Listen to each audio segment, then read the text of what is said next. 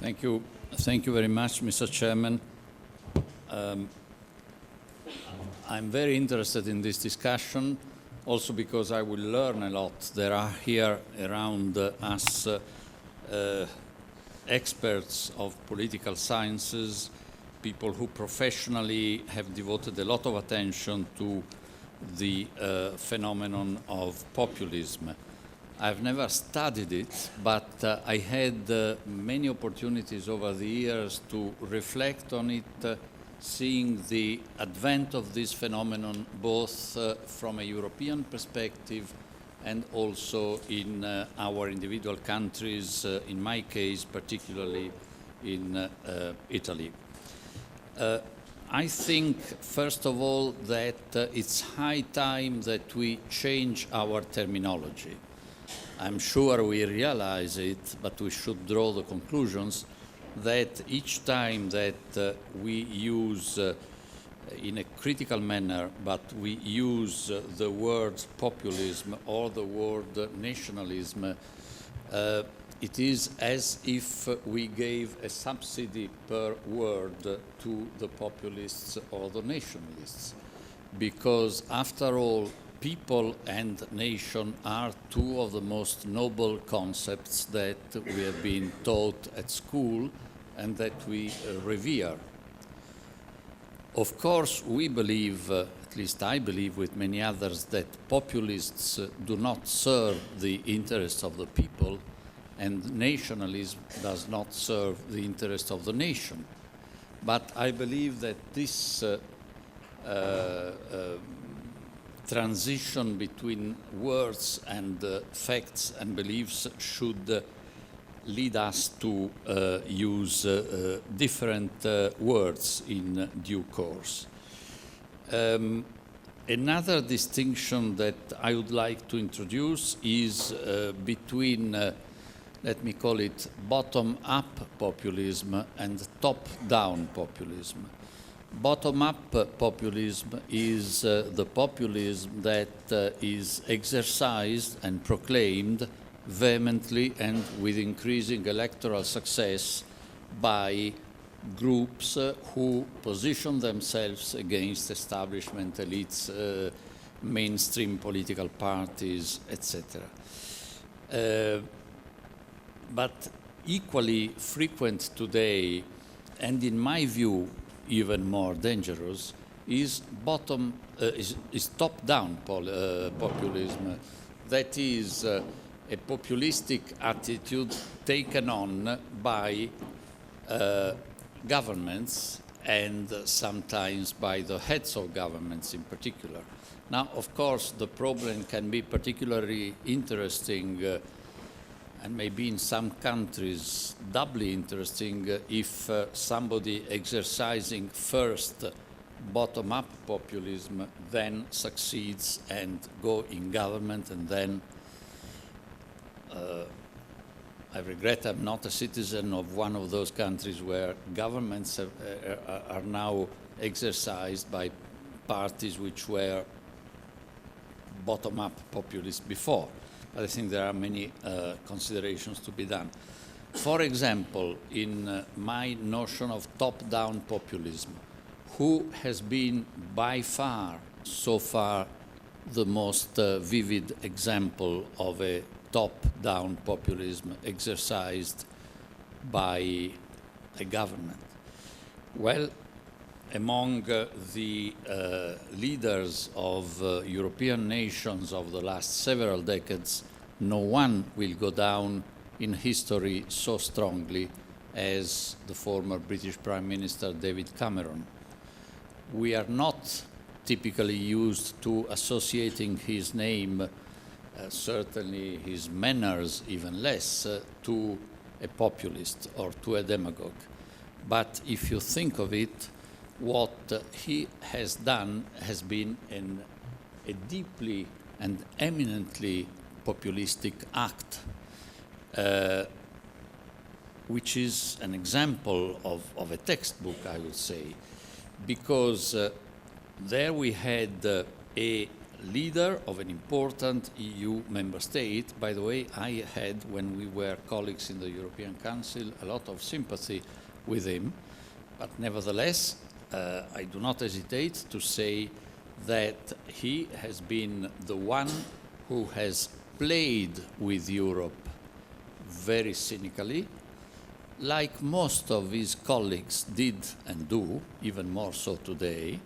But he went further because he decided on an act which that is calling the referendum, which was not a necessary referendum like other referenda are if, for example, you want to modify the constitution, as has been the case, the unsuccessful case in Italy recently, but there was no need whatsoever in the UK to have that referendum.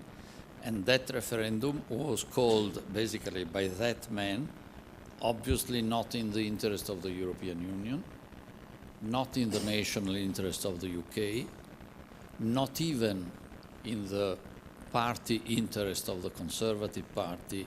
It was called in the personal interest of a leader of the Conservative Party who felt rather weak because of the European disputes and so wanted to become stronger in his leadership by calling this referendum. And he has had a much greater impact on Europe's history than I believe many other leaders in the last few decades. This has been an act of top-down populism of the first order. Let me say a word on, of course, now there is another example of somebody whom we used to consider a populist that has had some success and has had the modest prize of becoming the President of the United States of America. He apparently, it will be interesting to see to what extent he can go through and how quickly he is exercising top-down populism now. And that is a very interesting and dangerous, of course, but very interesting analytical modality of transversal populism with broad transnational consequences. For example, what will be the consequences of President Trump's attitude on European populism? I believe that, and nationalism, I believe that there is a danger of misplaced contagion by analogy. He insisted very much in his inaugural speech on America first.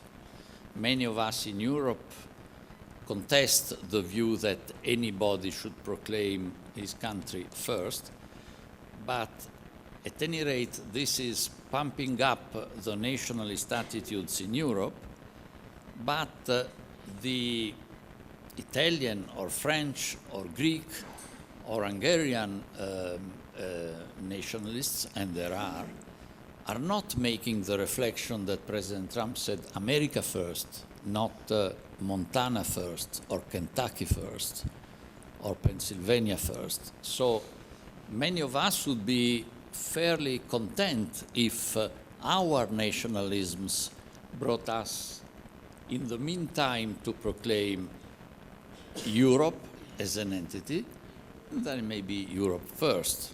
I believe that we would do that with a different tone. And it will be very, very interesting to see whether the way in which President Trump sets out ideologically to disgregate the European Union, and maybe of sending to Brussels an ambassador who is somewhat proud of having been part to a prior disgregation, that of the Soviet Union, which under President Reagan and with the cooperation of Western Europeans did take place. We were less ready to see one day a US president with the cooperation with the remainder of the then Soviet Union to work maybe together to disaggregate the European Union. But this will be a very, very interesting phenomenon to observe. My very final note will be many years ago already, when the European Union and the European Commission in particular, and I see Anna Diamantopoulou, we were members of the same Prodi Commission, had some mishaps, some Irish referenda or others going badly. A deep exercise in self-flagellation started around the table of the Commission, which is always a healthy attitude to have. But the reply by most players, political players at the EU level, was to say, we cannot go on like this. We must make the political life of the EU more similar to that of the member states, where people do go to vote, people get interested in the bloody game of politics, they see antagonism, that is real politics. I was of the view, deeply minority view at that time, that many things needed to be improved at the EU level. But please, let's not, I was saying, try to have EU politics imitate national politics, because I believed, and I still believe, that at the very root of a huge crisis that the EU is confronting now is not so much EU policy, but national politics in our member states, with the almost all of the 27, 28 members of the European Council that basically do the opposite of what their remote predecessors did, namely each time to bring a small brick for the construction of the European house. Now, each time they go there, they try to take a brick from what is already there of the European house and try to break it down in order to extract a drop of more political consensus at home. They will celebrate the 60th anniversary in Rome, and they will do well to celebrate so, but let's please all keep in mind that they are at the same time the greatest destroyers of the European Union, even much more than their respective bottom-up populists that they have at home.